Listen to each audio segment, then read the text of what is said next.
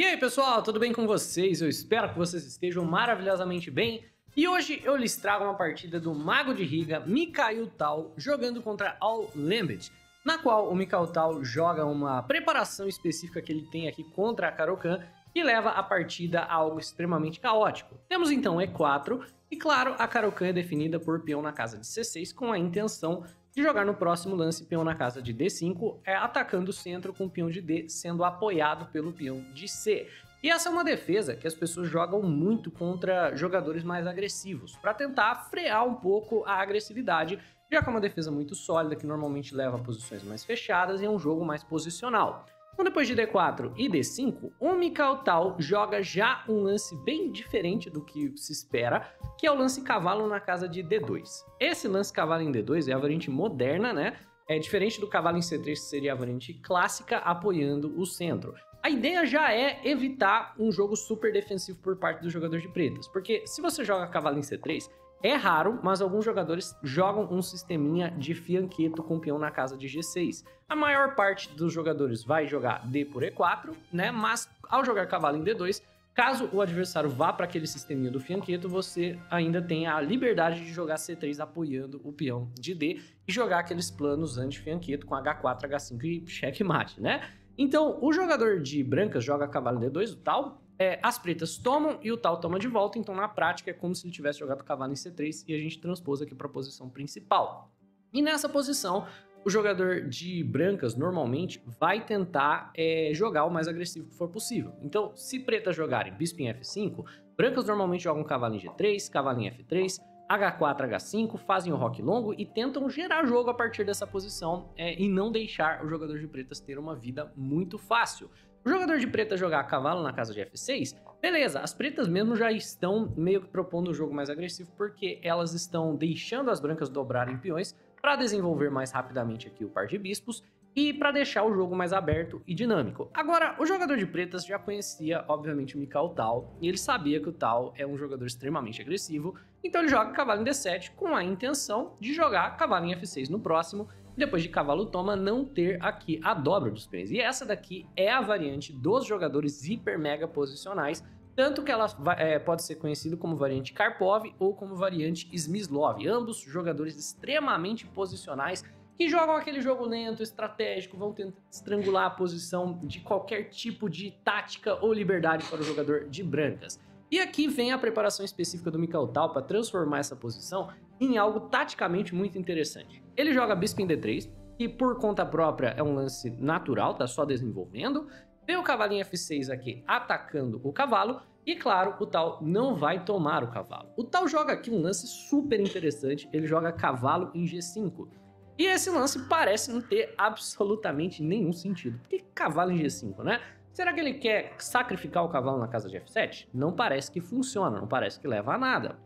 Mas a ideia aqui, por contraintuitiva que seja, é jogar o lance cavalo na casa de E6. E a melhor resposta para o jogador de pretas é ignorar, finge que o cavalo não tá aqui, joga peão em E6, bispo em E7, faz o seu roque e ignora o cavalo. O jogador de pretas, no entanto, joga o peão na casa de H6, caindo no golpe tático do mago, que joga cavalo em E6, e de repente, no sétimo lance, as brancas já têm uma grande vantagem, porque nessa posição, o jogador de pretas não pode tomar o cavalo. Se tomar o cavalo, bispo em G6 é checkmate, e por isso o H6 era uma gafe tão grande, enfraquece a casa de G6. Ao mesmo tempo, o jogador de brancos está ganhando tempo na dama e está ameaçando tomar o bispo, ganhando de cara o par de bispos, que já é uma vantagem aqui na partida. Se tomar o bispo ainda, as pretas vão ter que tomar de cavalo, né, atrasando super o desenvolvimento, atrasando o roque. Se tomar de torre, se tomar de rei, já não pode mais fazer o roque. E as pretas, claro, tiram a dama cedo para não perderem a dama e acabam perdendo tempo. Vem bispo em D2 atacando a dama, dama na casa de B6. E nós temos aqui uma posição muito vantajosa para as brancas. A maior parte dos jogadores poderia seguir jogando cavalo toma bispo e depois defendendo seu peão de D, defendendo seu peão de B, né? E essa seria uma continuação perfeitamente lógica, perfeitamente razoável jogar cavalo por F8 aqui, né? Você tá com uma vantagem, com toda certeza. Mas o Mikhail Tal, ele percebe uma coisa, não tem por que tirar esse cavalo daqui. Ele joga cavalo em F3, defendendo o peão de D, desenvolvendo e gambitando aqui o peão de B e, claro, sacrificando o cavalo. A ideia geral é que esse sacrifício de cavalo ele não deve ser aceito, e o sacrifício do peão também não deve ser aceito. Se nessa posição dama toma peão, cavalo em C7 já vai ganhar a torre, então não dá para jogar dama toma peão.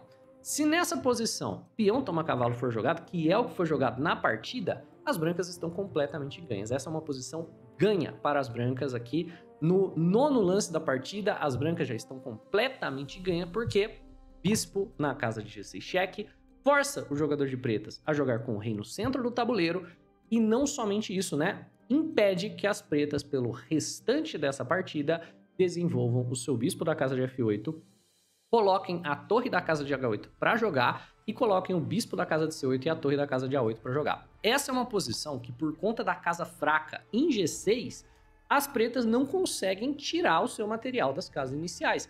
É uma posição infernal de se jogar de pretas. O Mikhail Tal faz o rock, e aqui eu quero que você pense o que você jogaria aí se você fosse as pretas, né? Não, você vai perceber que é muito difícil de encontrar lances, né? Você não consegue tirar esse cavalo daqui para poder desenvolver o bispo, né? Então o jogador de pretas tentou C5, que é uma boa tentativa. Dama por B2 talvez seja uma boa tentativa, mas você também não está desenvolvendo nada. Você vê, rei na casa de C7 seria também uma tentativa para tentar esconder o rei, né? O problema, os problemas que temos aqui são ideias de C4, C5, bispo em F4, e ainda assim você não está envolvendo o seu material no jogo. O jogador de pretas está numa situação completamente perdida, desesperadora, e como a gente comentou, ele tenta o C5, que é uma boa tentativa para ver se tira esse cavalo daqui, e para ver também se consegue tirar o bispo e esconder o rei na casa de C8 e se livrar em parte do controle central que o jogador de brancas tem.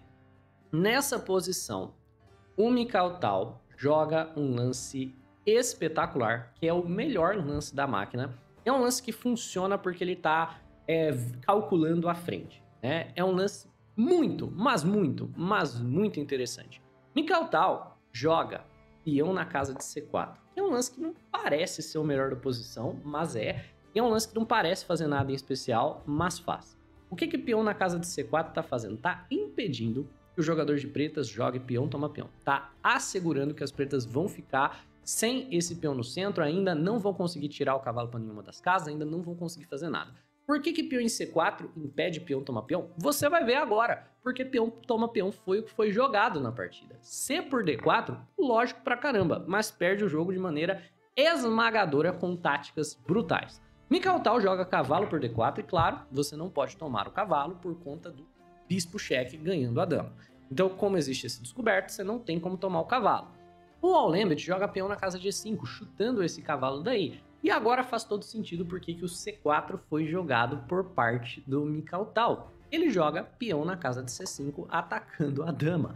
Novamente, o melhor lance da posição.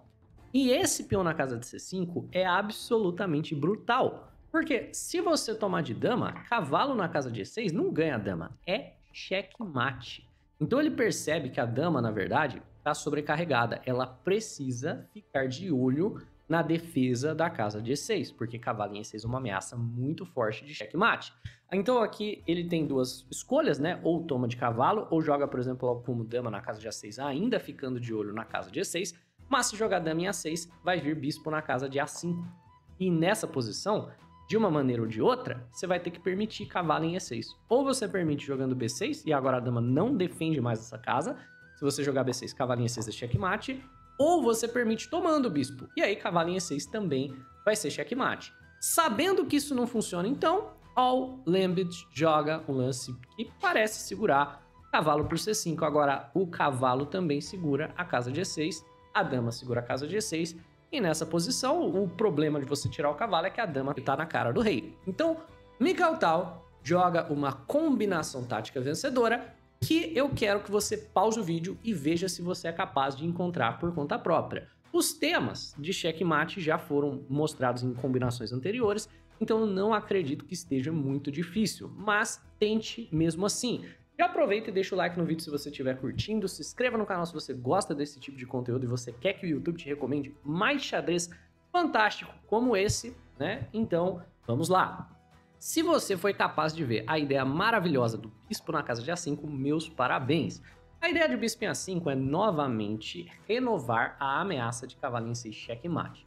Dessa vez, cavalo em E6 vem como uma ameaça de cheque duplo, porque você tira o bispo com o tempo para que o cavalo se movimente com o cheque descoberto. Então aqui, o próximo lance do jogador de brancas certamente será cavalo em E6 checkmate, porque tanto o cavalo quanto a dama estão dando cheque simultaneamente.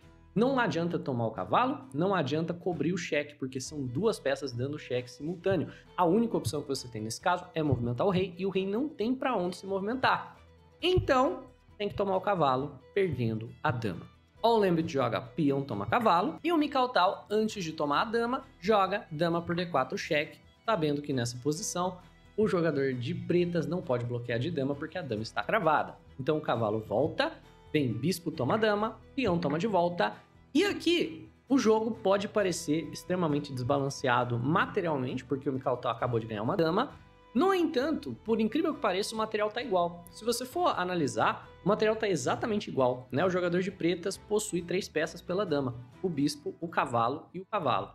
E aqui, as duas torres do Tal, né, o adversário tem também, um bispo aqui para cada, os dois jogadores têm, e o número de peões também, surpreendentemente, está igual. O material está exatamente igual. O que não está igual é o desenvolvimento, né? As duas torres aqui do Tal vão jogar muito facilmente.